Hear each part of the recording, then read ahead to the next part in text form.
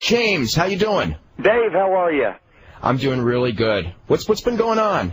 Oh man, I'm finer than frog's hair. What hadn't been going on? We're getting ready to Louisville is hosting a WWF pay-per-view on Sunday. We have a big event at the Louisville Gardens with Ohio Valley Wrestling coming up on June 23rd.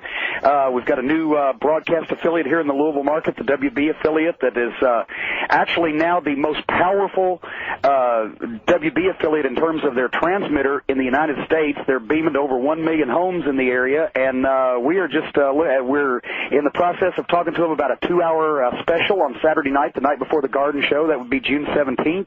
Really? Like History of Legal Wrestling type thing? Yes, it's going to be a preview. Wow. The Gardens event is called the Rock and Rumble. That's on Friday night, June 23rd, and we are going to have a 2-hour special as a preview to it on the WB station here in Louisville on Saturday night. I believe it's June 17th. So everything's going excellent.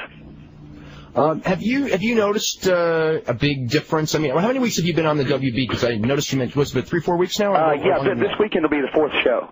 Okay.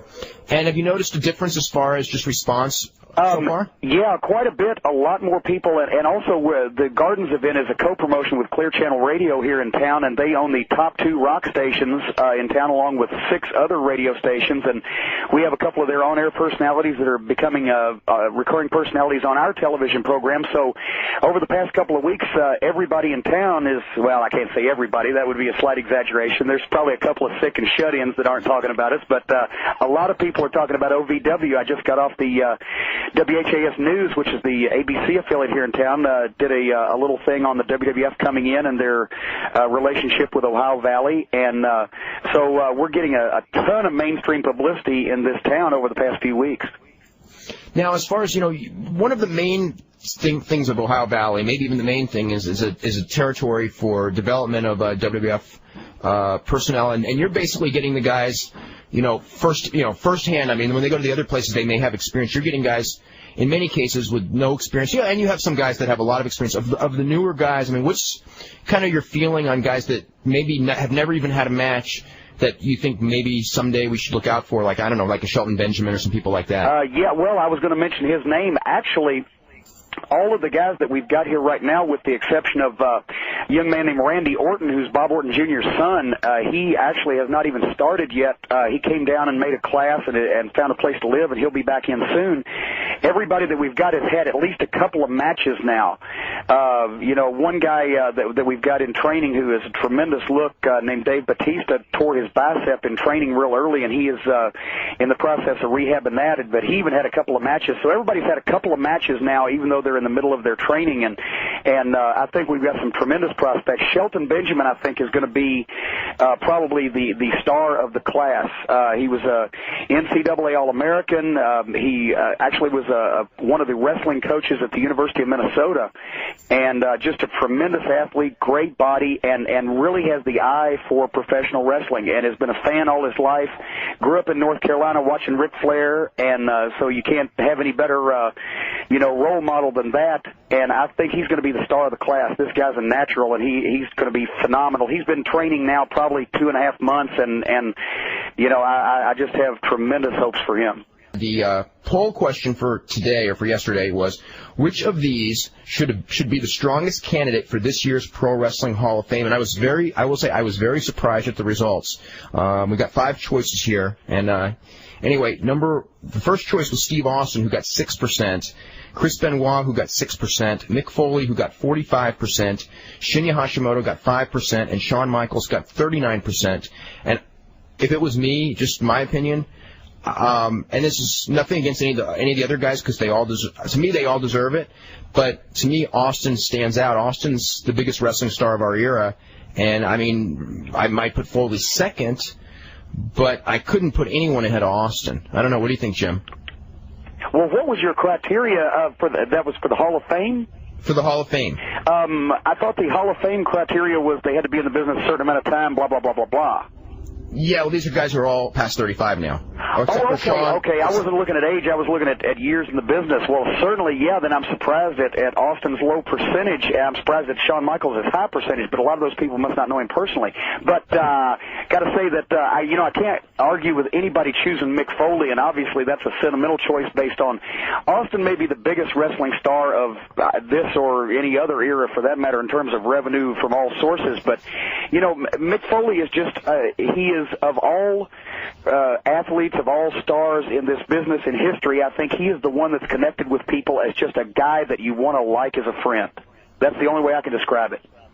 I would agree. I think he has that quality that comes through no matter what, and I think that's probably why he would get a high vote as well as his talent. Yeah, I think everyone likes him. I think he absolutely belongs on a lot of levels. And the book being the icing on the cake, but even without the book, I think he belongs. But somehow, if I was going to pick one guy of that 5, I just think that Austin's credentials. It's a guy who, he carried the business. Mick Foley was. And he carried the business to its probably greatest level of success, and maybe Rock will surpass him, and all that. But Foley was a guy who was there with him, but he wasn't the guy carrying the thing. And Michaels was one of the guys on top during a period where things weren't quite as good in the ring. Shawn Michaels, phenomenal performer in the ring. I would say better performer in the ring than Austin, but if you look at, like carrying the business, turning the WWF around, right. It wasn't Michaels who did it, it was Austin who did it. I think you've got an element there of people say, okay, Mick is retired, and even if Mick does come back for some type of special event or something, or, whatever in the future, still we've seen, Mick's closing moments as the Mick Foley that we remember, due to physical conditioning, et cetera, and whereas I think they still think that Austin has another day, and hopefully he will, because, it's a shame to see a guy, even if he obviously doesn't need the money, it doesn't need the recognition, it's a shame to see a guy, end his career that early. So I'm sure that Austin will have another go-round or two. Okay, I also want to make mention that this is our question for the weekend's poll. It is, do you think WCW has been guilty or not guilty of not giving ethnic minority talent a fair chance? A, yes across the board. B, yes in some cases because they had closed minds. C, not really sure. D, not really, maybe with an exception. E, absolutely not. So, anyway. Does minority talent include great wrestlers who are not friends of Eric Bischoff's or Vince Russo's?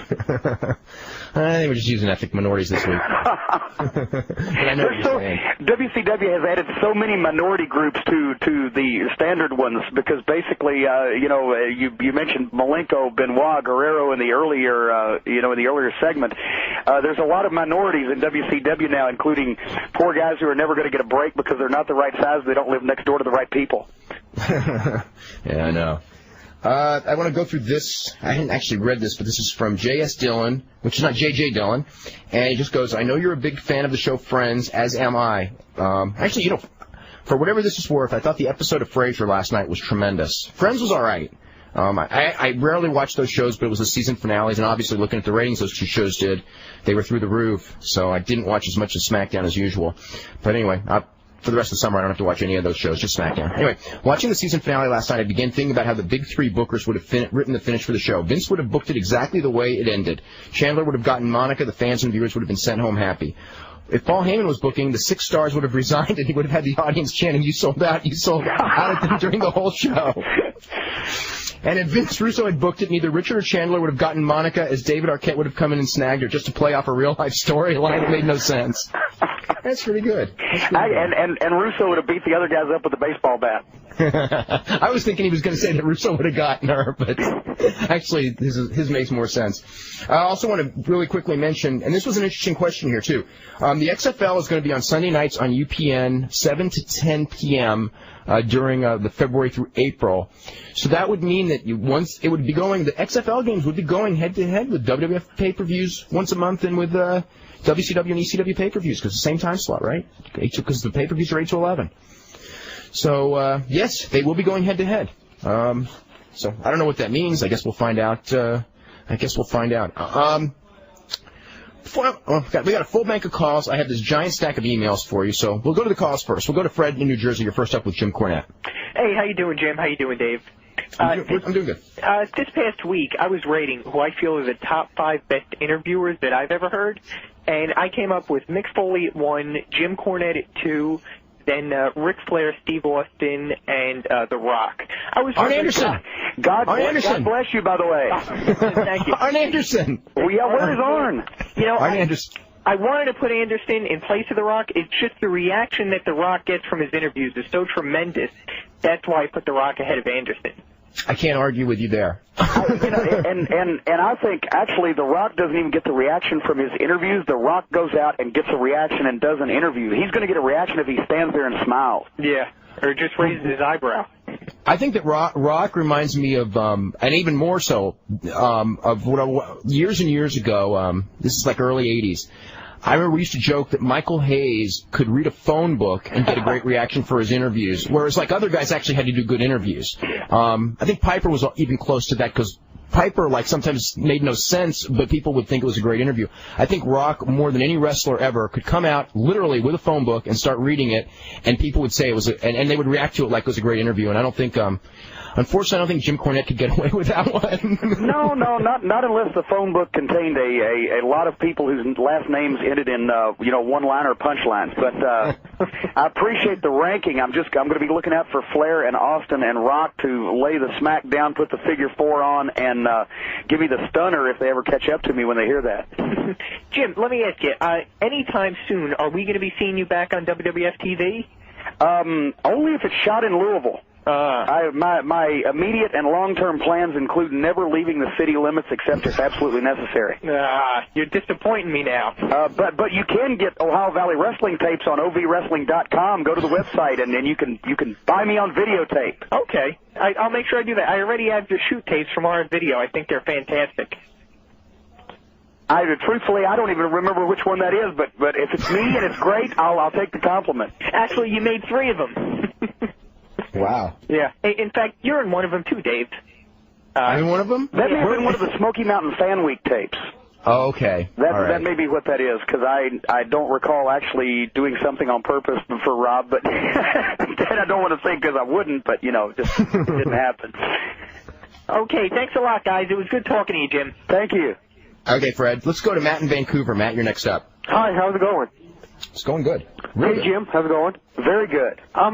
There's this question that's been bugging me for so long. They said that there's heat between you and Paul Heyman. I'd like to know how that started and if it's real. Oh, my God. Well, first of all... It started on the day they were both born. Yeah, but, I was born a small black child in a log cabin. And no, basically, Paulie and I had... competitive spirit in WCW, which, or in the NWA/WCW, whatever, at that point, which led to real heat after he basically lied to me on a couple of occasions. And a dog barks, a cat meows. I don't know why I would think Paulie wouldn't lie, but, it was over the Gangstas thing when they left Smoky Mountain and went to ECW. And yes, it's real. And also I have heat with him on his philosophies for creating an atmosphere where, some of today's great talents have to maim themselves while he sits there with his fat, pudgy, bald-headed, out-of-shape physique and counts the money and doesn't have to put it on the line himself, and a various other number of things. But, that's at the base of it. But, like I said one time, and it still holds true, and he didn't like that I said it, but a lot of other people that have dealt with him laughed at it. Paul Heyman would rather climb a tree and tell a lie than stand on the ground and tell the truth. And that's basically why I have heat with Paul and he has heat with me. I'd like to know what you think about them giving the titles to Ric Flair for the 15th time. Because you worked in old NWA and stuff. 18th time. 19th time. 18th, well, whichever. Yeah, actually, it's news to me, but thank God, maybe they had a moment of clarity and a sea of insanity. I didn't even know that happened. I haven't seen any WCW programming since David Arquette became the champion, and I just decided, well, it's time to fold the tent. Well, Jim, you didn't miss anything. I just had to tell you that. Flair's title win over Jarrett was a good match, but Flair's getting stripped of the title Monday, it looks like, so it didn't last long. So it was going to be it's a 7-day deal. Question? Go ahead. Do you think that, how they said Shawn Michaels was a high flyer before the Iron Man match, and he had a good technical match? Why don't people think that with The Rock? I think he could have a good technical match, except for his figure 4 sucks. I was not aware that anybody thought that The Rock couldn't have a good technical match. Well, everybody just thinks he's rock bottom and eyebrow and everything like that. No, The Rock is a tremendous athlete. He's a great personality, and he's young enough at his age. He's a phenomenal. He was a prodigy in this business as far as how quickly he learned the basics, and then how quickly he got to be polished, and how quickly he learned psychology. And you got to remember, this guy's still in his 20s. The great wrestlers of this business usually all got that acclamation or whatever. I may be like Lex Luger and making up words here. When they were in their 30s, because it takes that long really for guys to learn the ins and outs of this business. And so I think he's only going to get better at it. I mean, I'm convinced that The Rock his talent is going to live up to, if it already doesn't, his personality and his hype. Well, thanks for my questions, and I hope you do very well in OVW. Thank you very much. Bye. Okay, let's go to Ryan in Pennsylvania. You're next up. Hey, guys, how you doing? Real good. Jim, I was wondering, the last caller said the heat between you and Paul Heyman. Now I was wondering, I know you appeared at ECW Arena a couple of years ago. Who convinced you to appear then? Chris Candido. Candido? Basically, Chris had called me and arranged. That's another example of Paul Heyman lying. Chris had arranged that, and the only reason I did it was because A, I love Chris Candido to death, and B, I had asked at that time for Paul Lee to shake hands with Dennis Coralluzzo, who's a friend of mine, and bury the hatchet and try to work together. And of course, he did that. He jumped in a limo that he provided for us and shook hands with Dennis, where I was the only witness, and said all is forgiven and we're going to work together, and I'm going to make the announcement to the boys, next week. And of course, that never happened. As soon as I was out of the building, that was all forgotten. Once again, I did it for the sheer fun of seeing Paulie have to shake hands with Dennis Coralluzzo, because I figured he was going to lie about it, and he did. But, we had fun and did a little favor for Chris, and I got a little something out of it, and Dennis got a little something, and, I was there, and then I left, and I haven't been back. And I was wondering, I want to get your opinion on WCW releasing Bobby Eaton and how they did that. Actually, it was typical WCW, and I got a lot of things I would like to say, and I could say more about it after, say the next, after the next 6 weeks or so. That's when I could say more about that, because I figure after that they can't penalize Bobby in any way for anything that I might say. Hey, Dave, I want to get your thought. Is The Undertaker coming back at Judgment Day? I've been reading a lot on the net that he's going to be back. I believe so, if not the next day. But, yeah, I mean, I'm expecting him back on Sunday, yeah. I was wondering, are they going to keep Edge, Christian, and Kurt Angle together? Because I really think that WWF's onto something there with those three being together as a group. I don't know the answer if they are, but Christian and Edge cracked me up last night. When they were just with the last week or two, the stuff, the kind of the new gimmick that they're doing. Yeah. I don't know if it's a great heat-getting heel gimmick as much as just sort of something entertaining that people boo, but I've been cracking up at it. Yeah. Yeah, I'm trying to remember. With the WCW, how come they're getting rid of Ric Flair's title reign? Well, that's a very good question. Well, there's bound to be a great B-list comedian out there somewhere that needs a championship belt, so I'm sure they've got to move Flair out of the way for that. I mean, either this was a plan all along, or Flair's injured for a week, and so, obviously you can't have your champion not defending the title for a week. It would kill your business, so, whatever the situation is. I mean, I don't know. I'm going to be, that's what they're saying on their website is they're going to strip him on Monday. That doesn't mean that they will. They may not, but, I mean, there's no such thing as a long-term champion there anyway. I mean, let's see, I can't even keep up with how many titles they've changed in the last 5 weeks. I think it's like 6 or something. It's almost pointless putting the belt on Jeff Jarrett because he loses it every 2 weeks. Jeff Jarrett is a many-time world champion, as Ric Flair correctly brought up on Monday's TV. everyone is, because they change the title every Monday and some Wednesdays.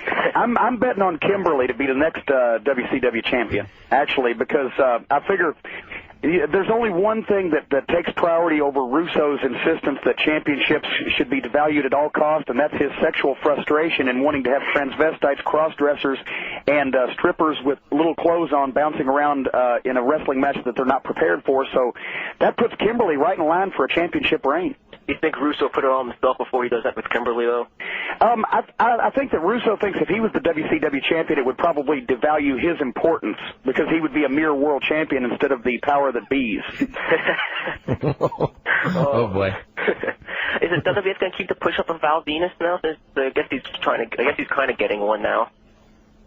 I don't know. I mean, I think that they, there's so much TV time. And sometimes guys just kind of got forgotten just because other guys are getting pushed, and maybe this is their way of getting him back into the mainstream. I don't think that they ever. I don't know, but I never heard anyone say anything particularly bad about him or that they had forgotten him. But they, for whatever reason, they hadn't done much with him in the last. I think he was out. He was out with an injury for a while, and I think that maybe takes you out of the circulation for a while, and then you get worked back in. And they have so much talent now. I don't think they have to rush anything. What do you think of NWA Wildside? Actually, I've seen a couple of them, and of course, I was down to do that television. What was it? About a month ago.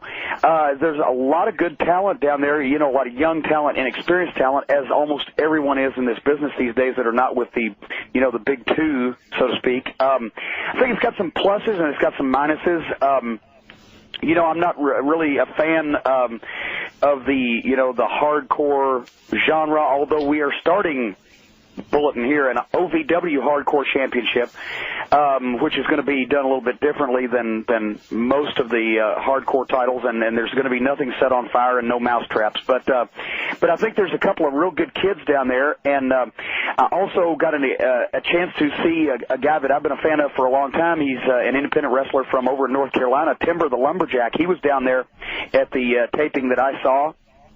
And, I really think this kid is great. He just needs to find, somebody to let his talent develop. Also, there's a kid named AJ Styles down in Wildside and another young man named Onyx who is a good technician. So there's a few guys down there that I think are really, really, they have a future. They have potential. Real quick, I want you to mention what you've got on the show in June, the big one at the Louisville Gardens. It was like the 30th anniversary of wrestling in Louisville? Yes, as a matter of fact, for all of you historians out there, it was June 1970 that Nick Goulas and Roy Welch opened up live professional wrestling in Louisville at the Louisville Gardens, which was known as the Convention Center then. And there'd been no live wrestling of any major league affiliation since the early 60s. It was part of Dick the Bruiser's territory, the Indianapolis circuit back then. And it had been kind of dormant, so it was opened up in 1970. And this is the 30th anniversary of wrestling at the building. And the Louisville Gardens, this is kind of an interesting trivia note, has hosted more live professional wrestling cards than any other arena in the country over the past 30 years.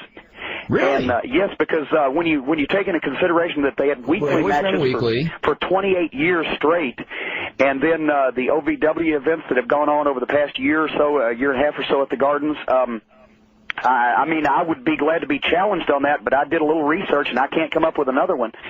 So we're going to have What would you think would be second, Nashville Fairgrounds or? No, because actually Nashville wrestling over the past 30 years has been in 3 or 4 different facilities there.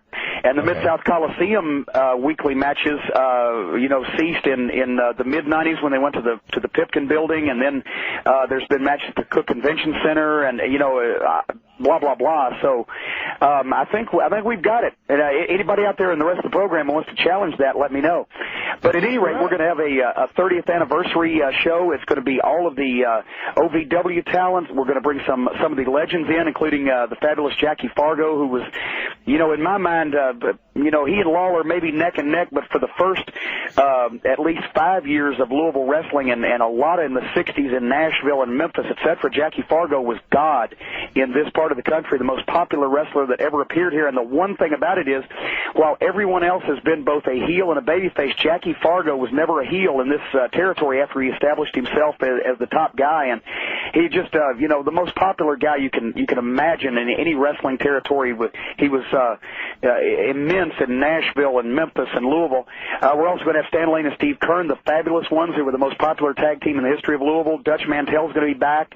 And also we're going to have a lot of WWF talent, including Mick Foley will be here for a Golden Circle ticket holders autograph session, and he'll be a special referee. Kane will be here, D'Lo Brown, Al Snow, Mark Henry, Bull Buchanan, Kurt Angle, who that's a match that I'm dying to see. Kurt Angle, the 1996 Olympic gold medalist, as everyone knows, will face the Collector, who wrestles here in Ohio Valley Wrestling. He was a 1993 NCAA heavyweight wrestling champion, and the last time that Angle and the Collector met was the 92 NCAA championships, and Angle won that one, and they've never had a rematch. But they will have that there here on June 23rd, and it's going to be a tremendous night. 10 matches, a full lineup. We're going to have the hardcore title match between Trailer Park Trash and Flash. Al Snow, as I said, will be here, and also, just a tremendous night all the way around. It's going to be history. It's going to be the present day. It's going to be the future with the OVW stars. And one match, Dave, this is going to steal the show. Rico Constantino will team with WQMF Radio's Charlie Steele. He's the afternoon drive time man on the #2 rock station here in Louisville against Slick Robbie D and Tony Vanetti from the Fox, who is the #1 rock and roll DJ in town. And I think that was going to steal the show because Vanetti and Steele are watching a lot of old Briscoe funk tapes.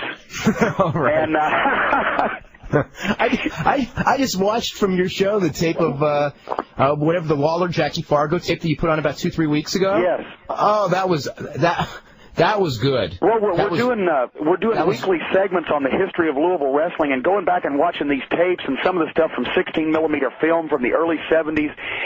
Today's wrestlers need to see this stuff because they have forgotten just how good that these guys were at not only at working the crowd, but also at timing and psychology. And I mean, nobody can say, and you saw that stuff that was from 1974, if you presented that in a ring today with two guys that were over that the people knew, it would blow everything else on the card away because of its intensity and the heat involved and the passion.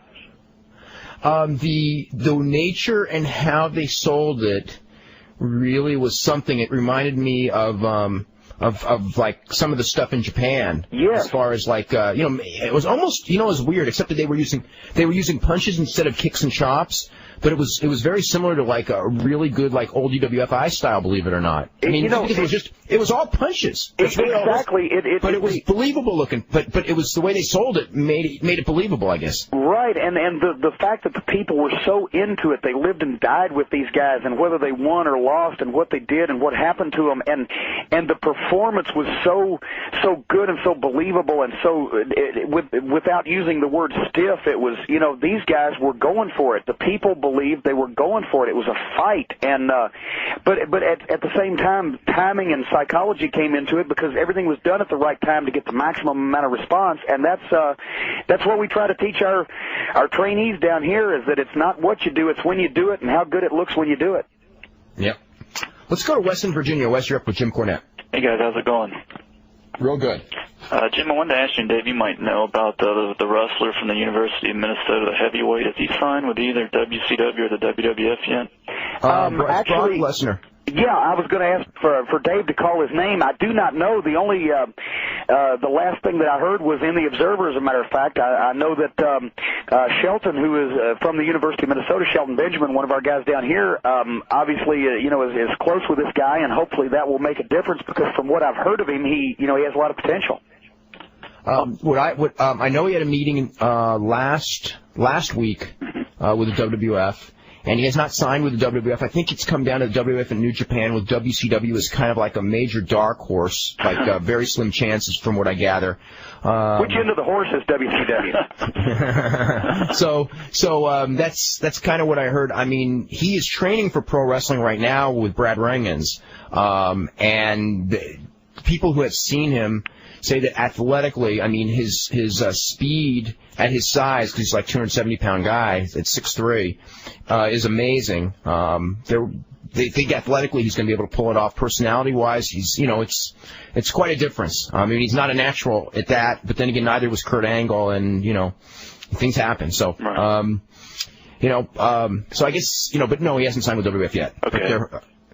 Okay. Anything else, Wes? Yeah, also, Jim, what was the deal with Dennis Kundry after Starrcade 86? I've always wanted to ask, whatever happened to him? He came back later with, Randy Rose. That would be a separate program in itself, but I'll tell you the short version. It wasn't really after Starrcade 86. It was in March of 87. Dennis just basically disappeared. We didn't know he was gone. Me and Bobby didn't know he was gone. The promotion, his wife didn't know he was leaving. And he went away, and then he came back about a year later, or a year and a half later. He resurfaced and was working with Randy Rose and Paulie Dangerously as the original Midnight Express, and they came in to work for Jim Crockett, and we had a feud ongoing. And when Crockett sold to PBS and new people got to be involved, they didn't like Randy Rose, and they were going to get rid of Randy Rose, but then somebody else new became involved. See, the pattern started even then. Somebody else new became involved and decided they liked Randy, but they didn't know about Dennis, and we were booked for a pay-per-view event, and Dennis just didn't show up. He decided, they don't like me, and they may tell me to go, so I'm going to beat him to it. And he left, and nobody's ever seen him again. That's right, and that's when Jack Victory was in the Midnight Express for one day, right? Exactly. I remember that. Yeah, it was funny because Randy Rose was supposed to lose a loser-leave town match, and not Dennis, but Dennis was the one who didn't come. Yeah, it was kind of, an original thing in wrestling that the guy who was not supposed to leave left. And that's been it for Dennis as far as I know in wrestling. And the last thing that any of us have ever heard is that he lives in Colorado somewhere, and he's out there. Also, Dave, one last thing. I think I've come up with the reason why Flair has to be stripped of the title. Okay. They're coming up, the old Crockett cities, judging by the house show. God forbid Flair, be on top of anything. They might screw up and sell a ticket. Yeah. They love to kill the Crockett cities. I mean, that's ridiculous. But thanks for the comments, Jim. Thank you. Okay. Let's go to Andy in Los Angeles. Andy, you're up with Jim. Hello, guys. What you were talking about earlier, Jim, the psychology that was lost, you're talking about the old tapes from the Mid-South era. I don't think you could do it even if you gave it to Rock and Austin, and I'll tell you why. I think it's because kayfabe's gone. People, the wrestlers are open about it, so people are going into arenas today knowing, it's all fake, it's all booked, it's all storyline. Whereas back then, fans still believed it. You hear all stories from the old heels about how they had to hide and be snuck out of arenas because fans wanted to kill them because they were so into what happened. I've heard rumors of things like that. I think you're exactly right, and that's part of the reason why I'm so horribly against this new openness. But there's nothing you can do about it because if you've got a thimble, you can't bail the ocean, so you just have to kind of ride the wave. But that's one of the unfortunate things that was lost in this business when all of this became public. This would have killed magic shows. David Copperfield would be standing in the unemployment line now if so many things have been revealed about his business has been revealed about ours. Unfortunately, in this case, while the revenues, the business has changed into something completely different, and revenue is great because what it changed into, a lot of people like, but for the performers, they don't get the satisfaction of having the emotion. They have the loud cheers, and they have the people, and they have the yelling, but they don't have the emotion that you could feel. And I could literally feel in those days people wanting to kill us, and you could literally feel when the Rock and Roll Express or Dusty Rhodes or any of the top baby faces would get in the ring, you could feel that they just loved them and lived with everything they did. You don't have that anymore, and it's sad that a lot of the guys these days in the business that really love the business didn't get a chance to experience a feeling like that. But if they do get it, it's very short-lived, like that Dallas Raw where the Radicals got in the ring for that 10-man match. That audience was incredible, but I don't think you're going to get an audience reaction to those four guys again at this point. No, that brings up something, because a lot of people have brought up the fact that this 60-minute match on Sunday is in Louisville as a reason why it may do better than if it had been in, say, New York or Los Angeles. And I think you being in Louisville, what is your thoughts about it being in Louisville as opposed to New York and L.A. trying to go 60 minutes? I think that they're going to have a tremendous advantage. If it was New York or Los Angeles, I think their gooses would be cooked if they brought chainsaws into the ring and tried to go an hour. I think that it would be better if it was in an Atlanta or a Charlotte or one of the cities in Florida, because even Louisville was not part of the how can I say this? The Louisville style, the old style in the Tennessee and Kentucky territory wasn't the 60-minute draw. It wasn't the NWA World Title match coming in and going 60 minutes. That was the Carolinas, that was Georgia, that was Florida. So those fans from years ago would have seen more of them than they saw in this part of the country. But the advantage here is that, A, there's still wrestling fans here. They love a good match regardless of how long it goes. B, the WWF is so hot in this town. Not only is, for example, there's 20,000 seats in Freedom Hall. They sold out an hour and 10 minutes when tickets went on sale. And there's a SmackDown here coming in September that already Freedom Hall is halfway sold out for that before the pay-per-view even happened. And we have a tremendous advance for our June show. Our June show, the advance from over a month out is already double any house that OVW has drawn at the Louisville Gardens. And then, just the publicity. I mean, the pay-per-view is the hottest ticket I've ever seen. We have people calling the radio stations. We have people talking to us at our matches. How can I get a ticket? Good God, just get me in the building. So I think the people are going to be so jacked and so ready for this thing. You can't go anywhere in this town without hearing The Rock say, "Do you smell what The Rock is cooking?" on every radio station. And TV stations are doing wrestling specials. So the people are going to be jacked and they're going to be ready for this show, and I think that's going to give them a tremendous advantage. Well, Jim, I'm sorry to hear you say that no more WWF for you because, it's nothing like watching XPW to make me appreciate the really good talent that's out there. Oh, have you seen that program? Oh, I'm in L.A., so yeah, unfortunately I have. Good God Almighty. My birthday present for anybody out there that knows where the transmitter is for whatever satellite network they're on, a birthday present for me would be blow the son of a gun up.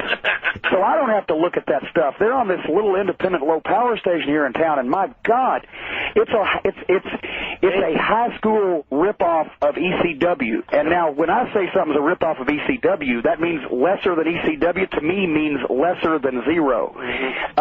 It's horrible. There are so many bad wrestling programs on the air these days that it astonishes me that they can somehow get an audience somewhere. I have to think that maybe just whatever building they're running in happens to be air conditioned in a heat wave.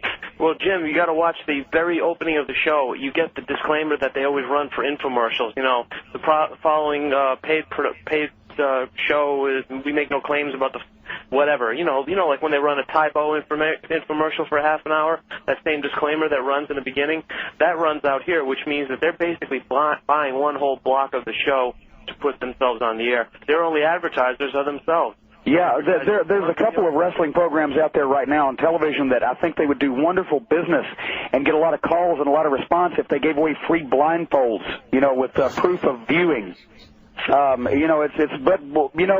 as hot as wrestling is, you got to expect that people are going to jump on trying to make a buck off of it that basically are going to put on a product that is, somewhere in the area of rotten. So, have you seen it yet? I only saw the first home video. I have not seen any of their TV shows, although I'm supposed to get a tape fairly soon. But, you got to remember that these are guys who wanted to be part of ECW. And, Paul Heyman, I guess, didn't want a business partner, so they decided that they could create their own ECW. And for better or for worse about Paul Heyman, the one thing we can all say is, he has 25 years of studying the wrestling industry, and he's pretty damn smart. And when you have guys who watch 2 years of Paul Heyman and think, aha, now we know wrestling, it's kind of scary what the result might be. And I got to say something. I've never said that Paulie wasn't smart. He's very smart. As a matter of fact, sometimes he's too smart for his and everybody else's own good. But he's a smart guy, and he knows how to put on a television program. Whereas a lot of these guys just come up out of the woodwork somewhere, and it's embarrassing to the industry. But it's a free country, unfortunately. And what can you do? But I would invite everybody that cares anything about the business to try to not watch these things just because it will turn you off to wrestling quickly. If I saw this program, I would have never become a wrestling fan. The commentators are both terrible. The play-by-play guy screams his damn head off, and the color guy is this older Mexican guy who actually knows what he's talking about in places, but his accent is so bad he makes Eddie Guerrero sound. Well, actually, it's a gimmick accent. That's my friend Pat. I think that's my. Is he something like just a Victor Rivera gimmick?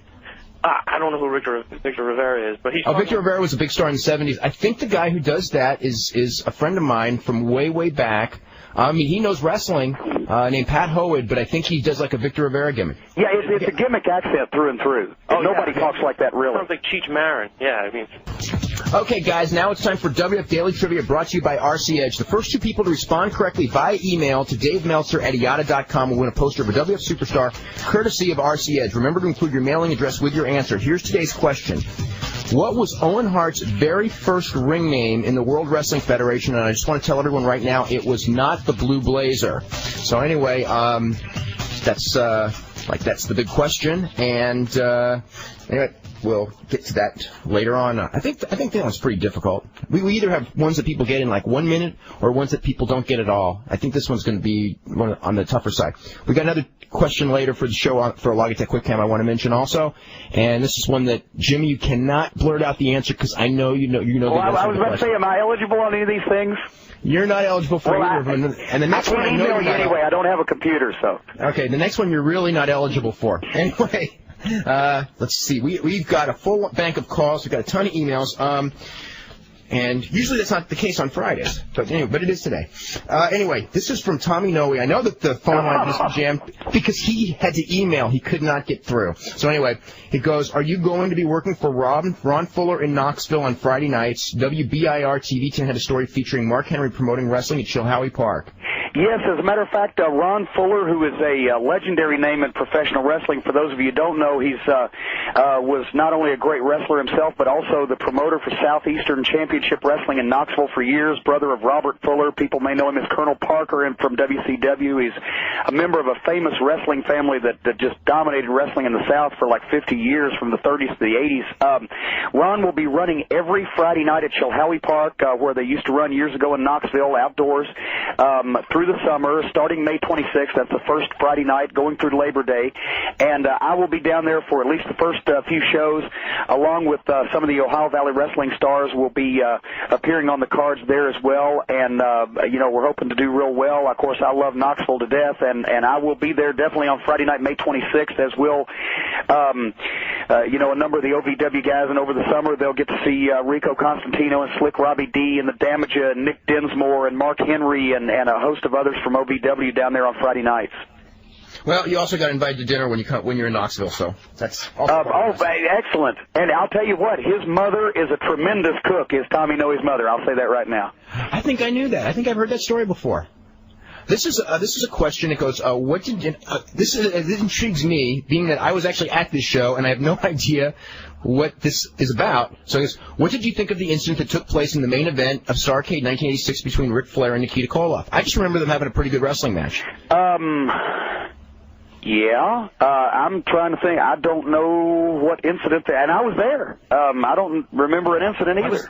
I was there too. And also, were you angry when Bossman didn't catch you and you broke your leg?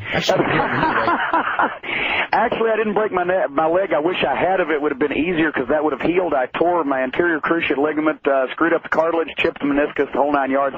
No, I wasn't. After I watched the tape, the University of Alabama football team could have caught me. You fell too fast. Yeah, and the sun got in his eyes, and Bubba was never a pitcher, or never a catcher, never a good baseball player, I'll say that for him. No, he was kind of going to break my fall, and he didn't, but, I might have killed him when I landed, so. Let's go to James in Seattle. James, you're next up with Jim Cornette. Hey, guys, how's it going? It's going really good. Hey, Jim. Is it true that you used to run the Bob Armstrong fan club back in the early 70s? As a matter of fact, God, that's a good trivia question. Yes. You did? I didn't even know that. I thought I knew everything about you. Yes, because what happened was I basically belonged to every fan club that I could find for every wrestler that I could find, subscribed to every newsletter, every fan bulletin, etc. And I was a frustrated writer. Of course, later on I got to do wrestling magazines and things like that. But when I was like 13 or whatever, the guy that ran that had to give it up due to other commitments or whatever, and asked me if I wanted to take it over, and I did for about a year and a half. And it was fun doing the bulletins, and of course then due to my nature of excess, I started doing these 20-page legal-sized bulletins with news from every wrestling office in America, and a combination of the dues would have been phenomenal to actually pay for what I was producing. And when I got more involved in photography in the wrestling business here, I had to give it up. But it was fun because I got to do a bulletin and be my frustrated journalist side came to the front. By the way, Jim, did you hear about Jumbo Tsuruta? Did I what now? Did you hear about Jumbo Tsuruta? I'm just wondering. No, I did not. He passed away Saturday. Oh my God! Yeah, I did. Yeah. I had no idea what happened. He was undergoing. He was in the Philippines. I guess one of the things was he was trying to stay out of the United States or Japan because he, I guess, didn't want to call attention to the fact that he had cancer. Oh. And he was in Japan at a cancer hospital until April, and I guess he got worse, and so he went to Australia to partially stay out of the limelight, and also to wait for a donor because I guess it's very difficult. He needed a new kidney. Oh. And so he's waiting for a donor, and a donor showed up in the Philippines. He went to the Philippines, had the surgery Saturday, and bled to death after the operation. Oh my! Well, now how could you bleed to death after an operation in a hospital? I don't know. It's the Philippines. As soon as I heard that story, I don't know if you saw the Andy Kaufman movie, but I thought of Andy Kaufman going to the Philippines for his cancer. Yeah, I sure did. Well, I did not know that, and I'm sorry to hear that. Yeah. James, anything else? James is off. Okay, we're going to go to Chris in Halifax. Is the caller there? We're going to go to Chris in Halifax, Nova Scotia. Hi, guys. How are you? Really good. I'm just calling. Actually, I have two things to ask you guys. I just had some names of some wrestlers. I was just wondering what they're up to, if you know it all. We can try. Blackjack Mulligan? That's a good question. Do you know what's up with Blackjack Mulligan? I do not know. The last I heard, he lived down in Florida, and haven't heard too much about him in the past several years. Yeah, I don't know. I don't know either. Okay, Bob Orton? Bob Orton's living in St. Louis, and his son's going to be working for Jim. Right, yeah, Bob still lives in the St. Louis area, and of course he hasn't wrestled in the past couple of years, but his son, who is a tremendous prospect, will be starting with us shortly. All right, and how about Hillbilly Jim? Doesn't he work for WWF? Hillbilly Jim, as a matter of fact, lives outside of Bowling Green, Kentucky, where he has lived for years and years, and he still, to my knowledge, does a lot of PR for the WWF home videos. At least as of a year and a half or so ago, he was doing that. Oh, okay. And Dave, I just had a question or something to suggest for a poll. I'm not sure how you feel about it though, but for both. Or actually all three, ECW. Believe me, I need poll questions. Okay. WCW and the WWF. Maybe if you list a few wrestlers, who do you dislike seeing the most in the ring or on TV? And I'm just wondering if you do the WWF, can you put the Godfather and X-Pac there? Oh, I don't know that a lot of I don't know what people would think about that. I think X-Pac's pretty popular with a lot of people, and Godfather's the Godfather. What can I say? I mean, he's not there because he's a talented wrestler, but he's there because he gets the big pop walking, at the beginning of his match. Yeah, got it. Okay, then that's it. Okay, let's go to Dominic in Virginia. Dominic, what's going on? David, Jim Cornette. Shame you weren't on last week, but still. Believe me, I would have rather been on last week than what I was doing. No problem. Pretty much I give these to almost all of the legends who end up showing up here. Legends. That's a scary word, huh, Jim? I think of him as a legend. I remember... I mean, we got like Harley Race and Gene Kiniski coming up. I would consider them legends. Jim's just some guy that was a really good time. Yeah, and I'm hoping that I've got, at least a few more years of life before I enter that, I'll be 39 this year, Okay. And I thought you were much older, but... Don't say that! So does everybody else. All I remember was seeing you, when you guys were starting up in Mid-South, starting with the Rock and Roll Express. I remember that from years ago. I think I'm the youngest 3-decade star in wrestling. Just want to ask you this. Through your years of, you've pretty much seen all done all and all that, but who have you felt that has not really gotten... pretty much their due respect, the push because of, other things. I remember, Terry Funk was talking about, Eddie Gilbert, Lance Russell mentioned, Buddy Landell, but someone who really never got to that higher plateau who you thought should have, and also the role reversal. Who do you feel that got, superstar push and didn't deserve it. Not Sable. Oh, God. Well, Sable. Well, actually limiting it to wrestlers, I mean, Sable is the ultimate example of someone who had no knowledge, no talent, no preparation, no effort put into her chosen profession and made a fortune. So that, but limiting it to wrestlers, which, Sable even tried to wrestle. My God, Sable's just, disgusting blemish on the wrestling landscape. But I would have to say, without doubt, there's only one wrestler that could ever be picked and chosen as the person who should not have, could not have, but did, and that's the Ultimate Warrior. I think he can go no further. I was going to say that one too. Yeah, if Tony Norris would have lasted longer in his spot, I would have said him, but he really didn't have as long. He pretty much faded into where he is now, which is kind of nowhere. Yeah, there's an Ahmed Johnson that comes along every 5 years, or maybe even more often. There's bad wrestlers that come and get over and go, but the Ultimate Warrior, just that this guy was ever employed in the wrestling industry with his lack of talent, lack of preparation, lack of effort into learning his chosen profession, and just overall disregard for the safety of the people that he wrestled and worked with, and just overall disregard for the entire professional wrestling business as a whole. I would have to, and when you weigh that against the tremendous name that he got and the tremendous money that he was paid to do it, he gets the All-Century Award.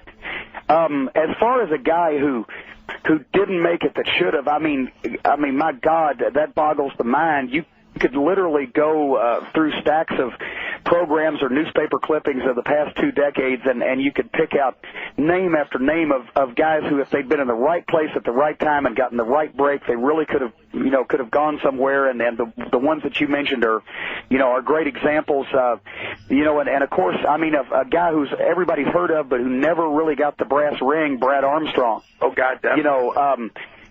Just a tremendous talent, tremendous person, tremendous personality, tremendous physique, the whole 9 yards. Never really got nobody ever got behind him and lifted him up and pushed him to the spot before he had been seen so long as a mid-card guy that's what he was labeled forevermore.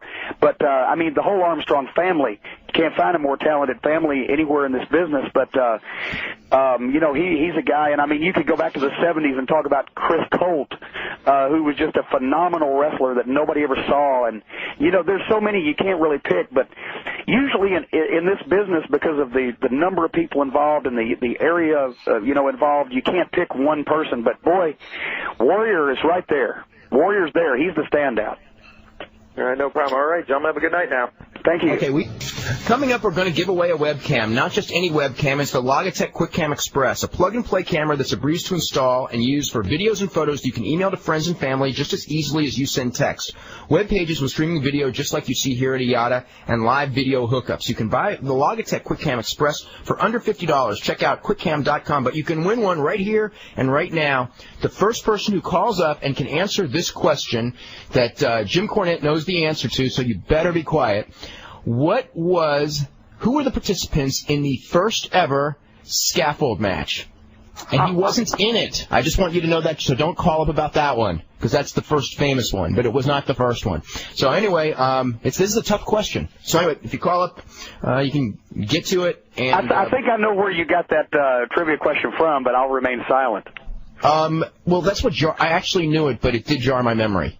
And considering you were on and I had to come up with a question, I thought it was sort of apropos. There you go. But we better hurry because the guy with the vibrating joystick is coming up soon. That's true. I also want to mention next week, Monday we're going to have Sheldon Goldberg on. Tuesday we're going to have John Muse. Wednesday we're going to have a taped show, and I believe, Al, is that right? We're going to have the Bad News Alan repeat from yesterday on Wednesday? Yeah, because I just want to if you did not hear the show, we probably had more compliments on that show yesterday with Bad News Alan than any show since when we had Bret Hart on the last time, or maybe even more. But that was Bad News Alan was a really good guest. If you ever do a radio show, you got to call him up, Jim. Very good. What was his main topic of conversation? There really was no topic. He just, we talked about, a little bit about the judo when he was in Japan and talking about the different territories, WWF, just very open about everything. Who he liked, who he didn't like. Kind of like the Dynamite Kid book. It's like, it's all out there. He wasn't protecting anybody. You know what I mean? Sort of like when he wrestled. Guys, I apologize for interrupting. Dave, we have Jason from Nashville is going to take a guess. Okay, Jason from Nashville, you're first up for the trivia question. Coco Ware versus Bill Dundee. You know, that's really, really close, but it's not the right answer. All right. That actually would have been... He's about 10 years off. Next up is Harry from Las Vegas. Harry from Las Vegas. Oh, Harry's pretty smart. He may get this one. Harry, what is it? I'm pretty smart, but the other guy took my guess. Oh, man. I haven't been having a good week. Oh, well. Okay, thanks, dude. All right. All right, bye. Anybody else there?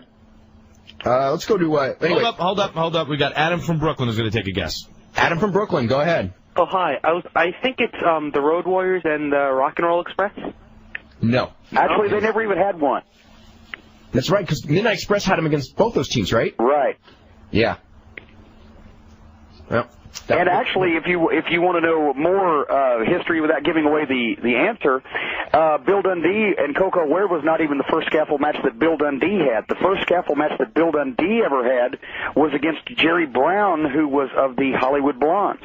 I did not. Now that I didn't know. That took place in a couple of different cities in this territory about 4 or 5 years before the Bill Dundee Coco Ware match. Wow, that one I didn't know. Okay, Dave, we've got one more on the line. It's Doug from Florida. Doug from Florida, go ahead. Hi, listen. Wouldn't it have been the Road Warriors and the Rock and Roll Express? God, why? They never wrestled each other. Come on, don't do this to me. They just asked that. The Road Warriors and the Midnight Express was the famous one at the Night of the Skywalkers at Starrcade. What is 87, right? 86. 86, okay. And we were with the Rock and Roll in 87. Right, because I was at that one when you fell off that scaffold, but that was not the first. And the Coco Ware Dundee match was in what about 82-ish? 82. Right? Okay, good. Dave, we've got one more. Gary from Nashville. Gary from Nashville, go ahead. Okay, it was Jerry Jarrett and Alan Green. Oh boy! What was that again? I couldn't hear him. Say it again. Jerry Jarrett and Alan Green. Incorrect. Jerry Jarrett and Alan Green. That is incorrect. Oh, he's going to be really mad. Oh, he's going to be hot. He's going to be mad, man. That one. I think I got another one coming in. Hang on a second, guys. Okay. Who is it? Can I throw a question in before we? It's our buddy Mark from Connecticut. Mark, hey, I swear to God, Jim, Mark is really smart. This is a tough one. And I don't know if this was said. 82, Coco Ware and Norvell Austin? No. You don't got it either. Man. I told you it was tough. Next time, for sure, Dave, next time. Man, I'm glad no one's calling from a certain city. Yeah, or I tell you, if you get another caller from Nashville, they might be closer, but... Yeah. It's by the way, just so that doesn't throw anyone off, it was not in Nashville. Anyone else there? Or should I just start going with some questions? Why don't we give that one more time, and then we'll go to the other callers that we have on the line. Okay, guys. It's just real quick. It's who was the participants in the first ever scaffold match? And you can get a Logitech QuickCam if you call up. But you got to call up. It's not an email question. Because of the difficulty of the question, do you want to give the date? 1973? No. Okay. 1971. 1971. Okay, there you go. Okay, let's go to Craig in Ontario. Craig, what's going on? Hello, James. Hello. Hello, Dave. Hi, how are you? I have 3 questions for you, Jim. What was your favorite tag team to manage? I've been asked this a million times, and it's like picking your favorite kid. And, of course, the Midnight Express, both incarnations, because of the success and the fun we had and et cetera, I can't pick between Bob Eaton and Dennis Condrey and Bob Eaton and Stan Lane, although for sentimental reasons, Bobby and Stan, we were together longer and, had a lot more fun. And also the Heavenly Bodies. You can't forget Tom Pritchard and Stan Lane and then Tom Pritchard and Jimmy Del Rey. I hate to pick, but obviously the most successful version in the ring was Bob Eaton and Dennis Condrey. The most successful version for publicity and all around having a ball together was Bobby and Stan. Your favorite singles wrestler? I managed Dick Murdoch, who I loved to death, for a little while. I managed Bubba Rogers, the Big Boss Man, for quite a while, and really enjoyed that. It's really hard to pick, the favorite guy you managed, because there was a lot of fun and a lot of big moments involved with most of them. The thing that I love the most about you Do you still have the tennis racket? Oh, yeah, a number of them, as a matter of fact. Okay, good. As long as you don't lose that. Don't worry. As long as there's a Walmart around, I can always have a tennis racket. All right. Thank you. Al, any more callers as far as the question? Yeah, Jason from Nashville is going to try again. Okay, Jason, go ahead. I'm going to try Jerry Jarrett against Jackie Fargo. No. No? All right, thanks. No. Anybody else? Oh. That one hurt. That one hurt. Move on to Mark here. Okay, Mark in Florida, you're next up. Gentlemen, how are you tonight?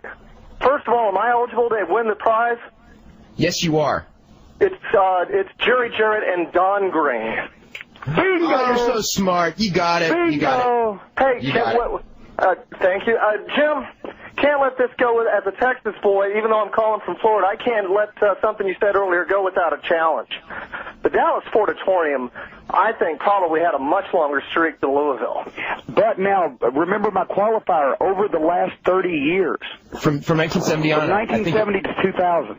But as far as running weekly shows, the Sportatorium was running between Gray Pearson and Jim Crockett and Bob Meister, and then a couple of guys that ran after well into 98. But how long has it been since there's been a show at the Sportatorium? But how far did Louisville go back? It was torn down. We started 70, and that's when Louisville started with 70. All right. It would be close, though, if you actually looked at numbers. And Mark, by the way, I know which Mark this is, and one of my favorite Marks. You know what? Okay, you know what? I just thought about something. It might be real close, and it might even be the Sportatorium, because the Sportatorium sometimes had run twice a week, right, Mark? Yeah, like when they were doing TV tapings. They would not only would they run televisions on Friday night and Saturday. Right. Ooh, now that's a very good point. That's a good point. I just remembered those Saturday morning TV tapings at the Sportatorium that they did for many years. That's a very good point, but now then we have to go back and pick nits and say we said major arena. Hey, if you read the After magazines, the Sportatorium was a major arena. But did the Harlem Globetrotters or Elvis Presley or Earth, Wind and Fire ever play the Sportatorium? Yes, Elvis Presley did play the Sportatorium. Elvis Presley did play the Sportatorium. I know that too. That's right. Go ahead. Son of a gun, come to think of it, you're right about that too. Okay, I defer to Mark Nolte, and I will forevermore be impressed by your encyclopedic knowledge, my friend. I don't know if that's a good thing or a bad thing.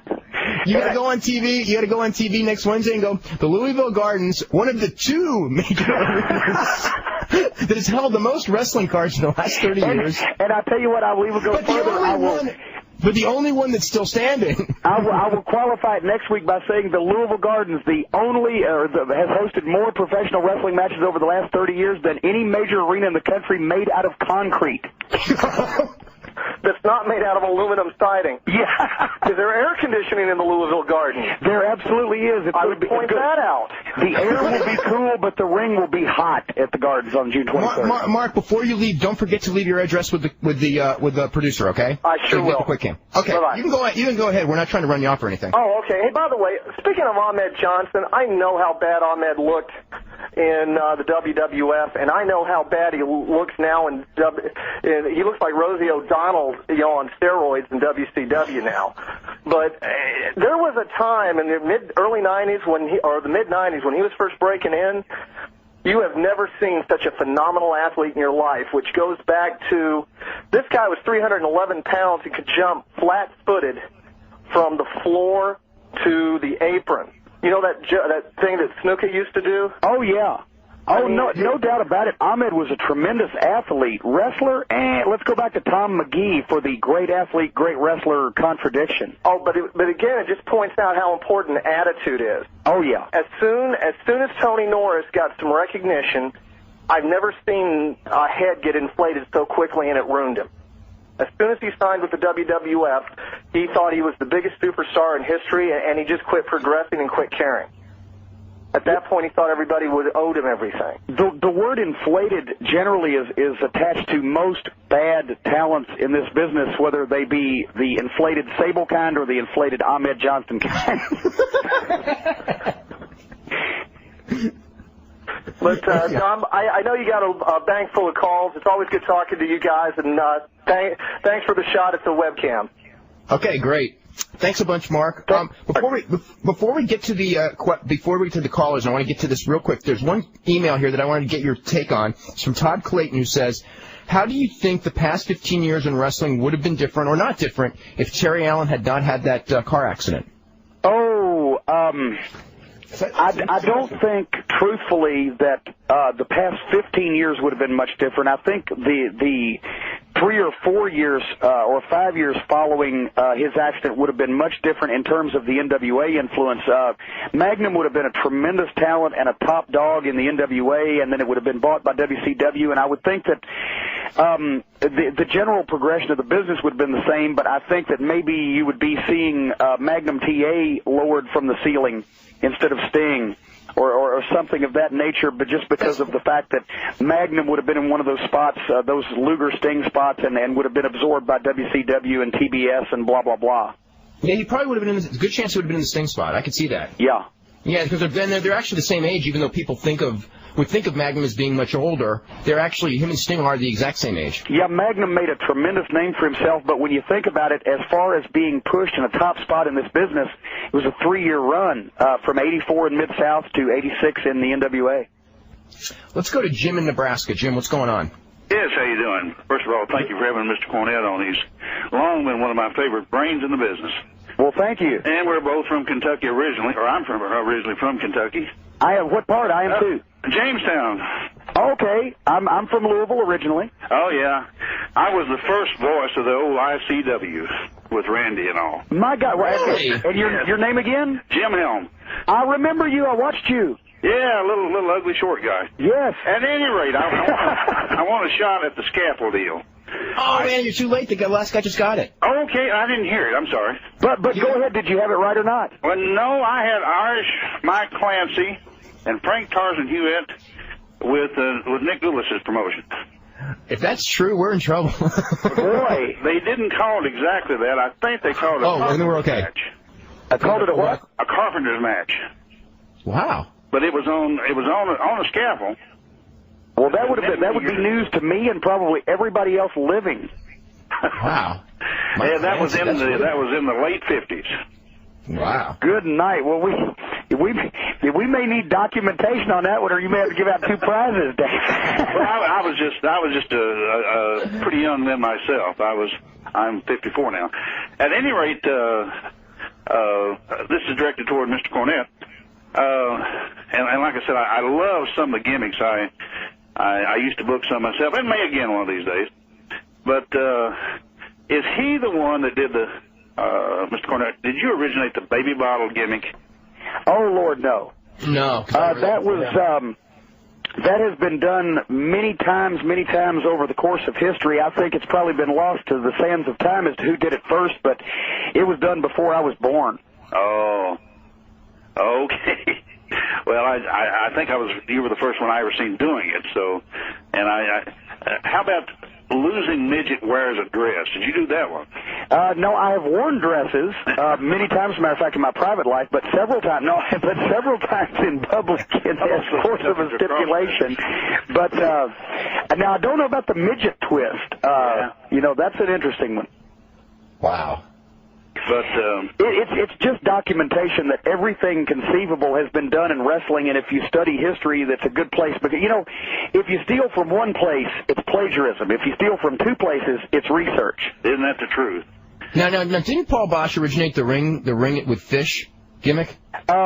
I think Houston went through a phase in the 40s where they did a number of things, and 50s, the loser washes the donkey, and the ring filled with mud or jello or snow or fish or what have you, because it was a fishing area as well down there. I think it was in Galveston.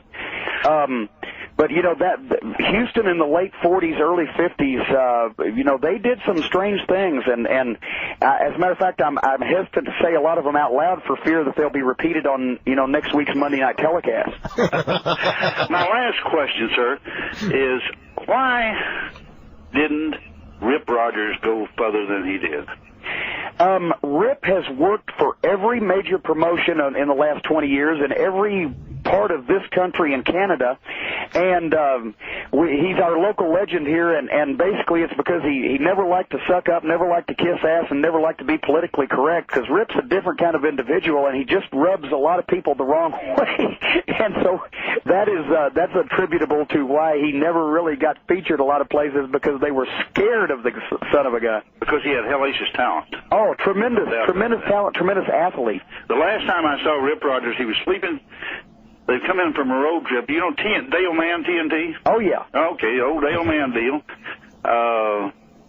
He was sleeping in a bin, I believe, in an old garage waiting to go on the next trip. But at any rate, I plan on getting back to Kentucky this year, and I always like the matches you promote.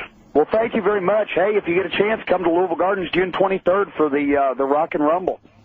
Oh, you got a big deal going there, huh? Big deal. We've talked about it the first part of the program, and I know Dave's running low on time, so I'm sure he'll give everybody updates on the most important independent wrestling extravaganza of the summer as the weeks go on. Well, good deal. With you doing the job, I'm sure it'll be great. Thank you very much. Fellas, thank you for the show. We're subscribers to the Wrestling Observer.